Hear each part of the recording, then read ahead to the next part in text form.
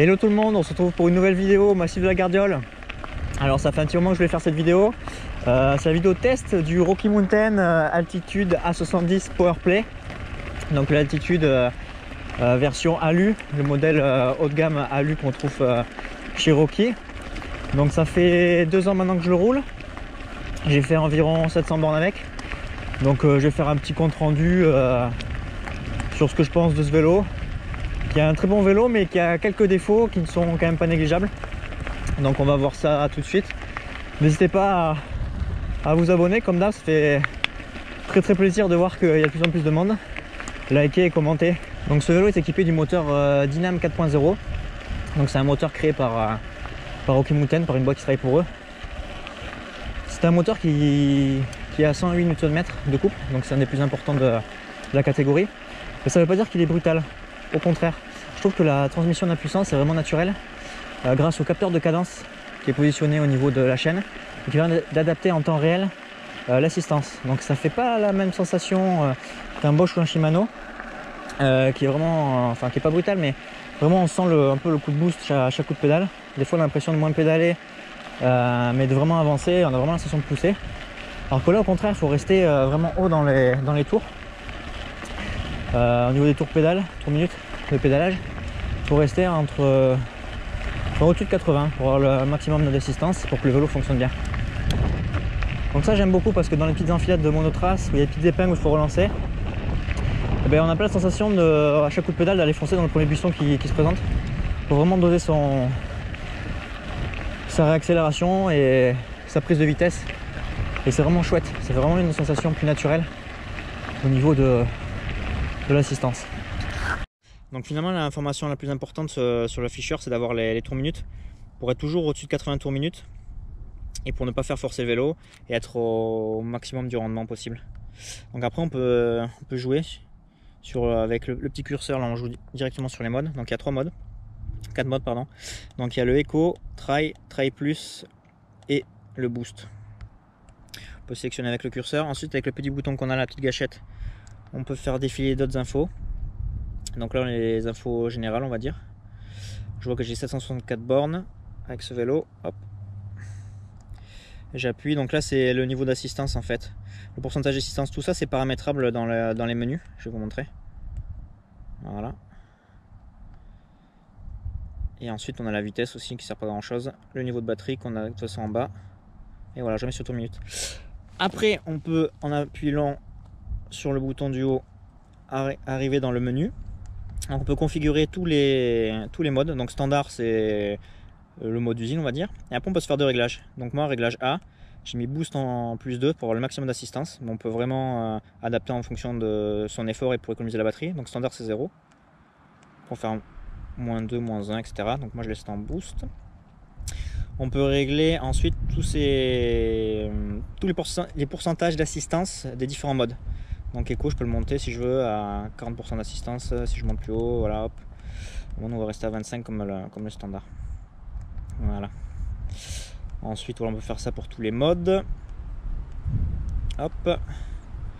Donc on peut faire 2 réglages, réglage A et réglage B. Ça peut être vraiment sympa si vous décidez de faire une sortie courte ou vous voulez le maximum d'assistance pour remonter vraiment en mode shuttle, comme moi j'aime bien faire.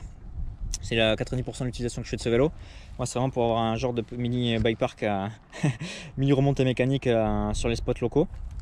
Là c'est cool. Vous pouvez quand même faire un réglage B qui est totalement différent si vous voulez avec des musculaires ou si vous voulez préserver l'autonomie. Et dans ce cas vous mettez des assistances moins élevées ou voilà, vous réglez vraiment comme vous voulez. Ça c'est top. Hop, retour.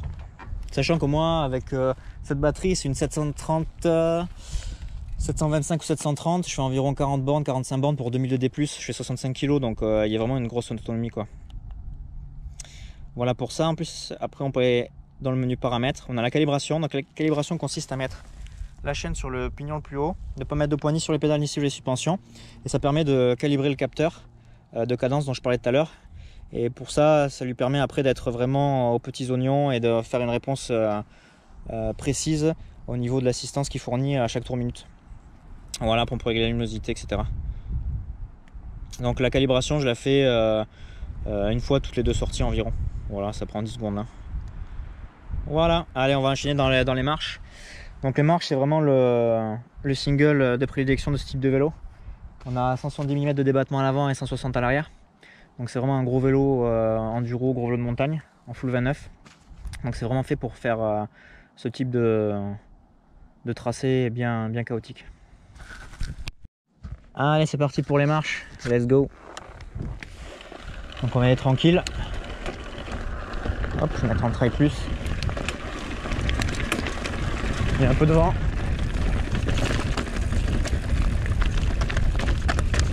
Voilà. Alors, ce vélo, il prend vraiment beaucoup de vitesse. Il est vraiment bien fait pour ça. Hop, je tire le pneu. Ce qui est bien, c'est qu'il reste quand même maniable. Bons appuis dans les virages. Hop, on relance un petit peu. Le frein arrière, hop. Voilà, ça glisse.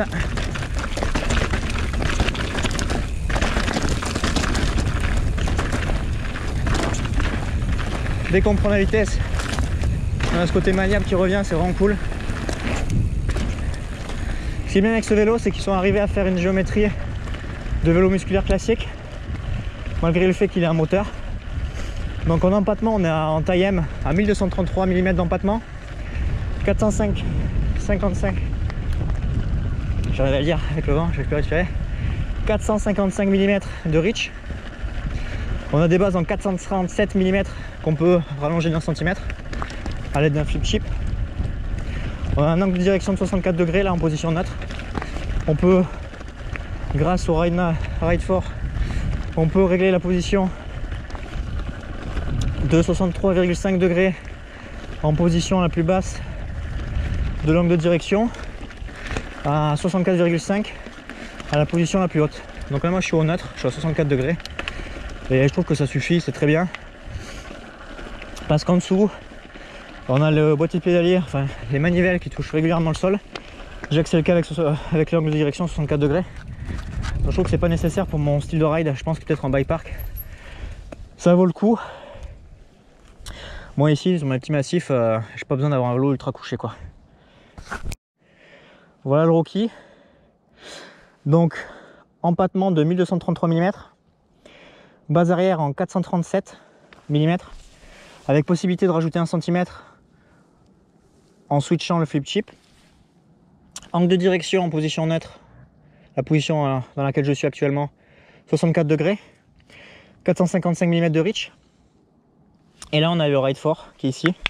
C'est la petite pièce qu'on a ici là, qui a 4 positions, 1, 2, 3, 4. En fonction de sa position, on surélève ou on baisse le boîtier pédalier. Donc plus le boîtier pédalier est haut, plus on ferme l'angle de direction, plus on a un vélo compact, nerveux, mieux dans la montée, plus agile dans les petits monotraces, mais moins stable à haute vitesse. On a une meilleure garde au sol, donc on touche beaucoup moins les pédales. Et à l'inverse, plus on baisse le boîtier pédalier, plus on ouvre le vélo, on l'élargit, on l'allonge. On a un angle de direction qui va s'ouvrir, un boîtier de pédalier qui va baisser. Et là, donc on aura un vélo beaucoup plus stable, beaucoup plus posé dans le très raide et dans le défoncé. Pardon. Par contre, la problématique c'est que déjà qu'on touche pas mal en position neutre les manivelles, en position low, du coup c'est un festival. Au niveau de l'équipement, ce vélo est vraiment bien équipé. On a une transmission XT, des freins XT 4 pistons. On a une fourche 38 performance avec le Floatix. Donc franchement ça fait largement l'affaire. J'ai enlevé juste un token dans la fourche parce qu'avec mon poids c'était un peu trop rigide. J'arrivais jamais en fait en butée. Et les 2 cm qui restaient, ils étaient hyper durs. Et ça me fracassait les poignets lors des gros impacts. Donc en enlevant un token, j'ai gagné en linéarité. Et j'ai rajouté un peu plus d'air juste pour garder assez de progressivité pour pas talonner sur la fin de course. Donc ce vélo est quand même assez lourd, il doit être autour des 25,5 ou 26 avec les pédales. Du coup, pour le portage, c'est pas le meilleur allié et à très basse vitesse. Par contre, le fait qu'il ait base arrière courte en 437 mm, ça change tout. On a vraiment l'impression d'avoir un vélo dynamique malgré la roue en 29. Dès qu'on prend un peu de vitesse, il devient maniable, etc. Ça a été possible du fait que le moteur est au-dessus de l'axe de pédalier. On a le boîtier pédalier qui est ici, qui est dans le cadre. Donc ça a plusieurs avantages. Déjà, c'est le ressenti terrain qu'on compresse. On n'a pas l'impression d'avoir du jeu, comme ça peut être le cas avec des moteurs Bosch ou Shimano où l'axe passe dans le moteur. En plus de ça, grâce à ça, Rocky Mountain a pu réduire les bases arrière, justement en 437, que les autres constructeurs, vu que l'axe de pédalier passe dans le moteur, pour pouvoir faire tout rentrer, ils sont obligés d'avoir des bases arrière qui sont plus de l'ordre des 450 mm, etc. Donc ça, c'est un gros point positif du Rocky Mountain. Et ça permet du coup d'avoir un feeling vraiment de plus d'un vélo musculaire en ce sens, malgré le fait qu'il soit lourd. Alors ce poids, on le doit aussi, malgré le fait qu'il soit en alu, on le doit aussi au fait que Rocky a été vraiment cool par rapport à ça. C'est que pour une fois, je dis pour une fois par rapport aux différentes marques qu'on retrouve sur le marché, c'est qu'ils ont mis à l'avant et à l'arrière d'origine des pneus en double down. Donc c'est quasiment des pneus DH. C'est vraiment une carcasse renforcée. Là vous pouvez aller dans la caillasse, il y a zéro souci. À l'arrière il est en gomme 3C Max Terra, donc semi-tendre. Et à l'avant il est en gomme Max Grip, donc très tendre. Donc ça c'est vraiment un point positif. Donc quand on compare le poids, il faut comparer avec ce qui est comparable. C'est-à-dire que vous avez des vélos électriques qui sont bien plus légers, mais vous avez des pneus, c'est vraiment du papier à cigarette. Et au premier caillou, il s'ouvre en deux. Là, vraiment, vous avez des pneus durables. Dès le début, pas besoin de changer ça quand vous recevez le vélo. Donc ça, c'est vraiment génial.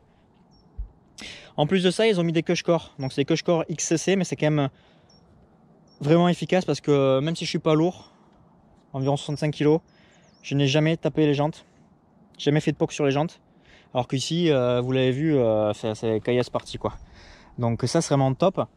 Et donc finalement, le poids qu'on a de l'ordre de 25 kg, c'est le poids final. C'est-à-dire que vous pouvez avoir d'autres vélos sur le marché, ils vont vous mettre 24 kg, mais si vous rajoutez des pneus DH et des Cushcore, vous prenez 1,5 kg quoi. Donc voilà. C'est vraiment un des points positifs et ça c'est bien le noter parce que ça fait plaisir de ne pas avoir rajouté 100 € dans une paire de pneus convenable.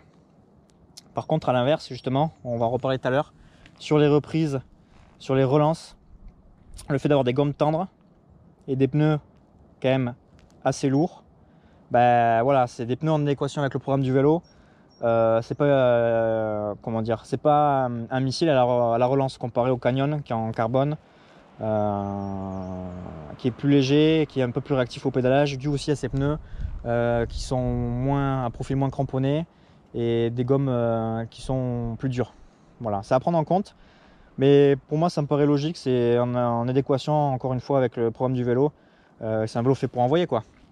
Donc c'est normal qu'il soit un peu plus robuste au niveau de son train de pneus. Et c'est bien qu'ils aient pensé à protéger les jantes aussi. En plus de ça, le Cushcore, ça évite que dans les appuis à faible pression, ça évite que les pneus déjantent. Donc on a pris les marches juste avant, donc c'est un single assez défoncé, assez droit, pas très pentu, donc ça permet de tester le côté gaillard du vélo, voir s'il encaisse bien dans le défoncé, s'il tient bien ses lignes. Donc ça c'était vraiment pas mal, ce vélo est vraiment fait pour ça. Ça pourrait être plus raide, ça sera encore mieux. Là on va partir sur l'Enduro 2, donc c'est un single pas très raide non plus, mais étroit, monotrace, assez sinueux. Et donc on va pouvoir tester la maniabilité de ce vélo. Donc malgré qu'il soit en 29, le fait qu'il ait des bases courtes, c'est pour ça que j'ai choisi. Et on va voir que ce vélo il se comporte bien, il est très maniable. Malgré son poids, il se comporte bien dans les virages. Allez, c'est parti. Hop, ça a été échappé là, on dirait. Ça a été nettoyé. Encore je suis prévenu. Ah, ça grippe.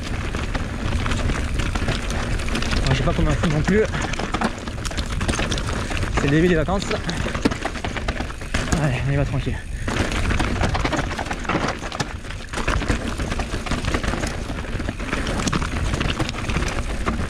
Belle appui là. Alors on relance.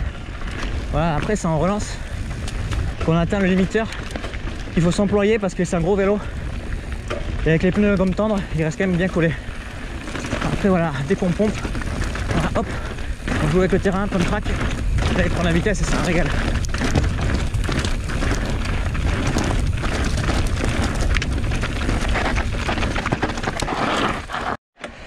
Donc au niveau des modes d'utilisation d'assistance, principalement je roule en 2 et en 3. Le boost c'est vraiment sympa qu'on est un peu à la bourre pour se refaire une descente de plus. Mais 2 et 3 ça permet de rouler partout. Sachant que moi si j'ai réglé mon paramètre à boost plus 2 au niveau de l'assistance, donc le maximum d'assistance. Que ce soit en turbo ou en trail plus, on voit bien. Et en mode 2, en mode trail, c'est suffisant quand on roule avec des potes en musculaire ou quoi. Il y a la bonne assistance quoi, et ça permet de garder une belle autonomie tout au long de la sortie sans trop se fatiguer. Donc pour petit rappel, premier mode c'est Eco, deuxième trail, troisième trail plus et le dernier c'est le turbo. Donc en montée de FCI, bon il n'y a pas de souci, hein. En électrique ça monte tranquille. Dans les montées monotrace plus techniques, comme je disais tout à l'heure, le fait que l'assistance soit très progressive, c'est que du bonheur, ça monte partout. Comme on a un couple qui est très généreux, mais qui vient de manière vraiment précise. Bon, à part si vous mettez en turbo et que vous mettez des gros coups de pédale, ça va quand même patiner à un moment donné, mais ça reste quand même très dosable. Ce qui fait que ce vélo, il monte partout quoi. Il monte partout. Et c'est encore plus le cas si vous rallongez les bases arrière avec le petit fuel chip d'1 cm.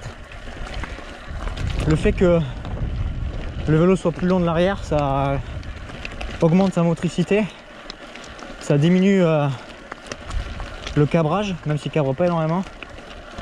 Et là vous avez encore du mieux, vous avez un vélo qui va encore mieux grimper.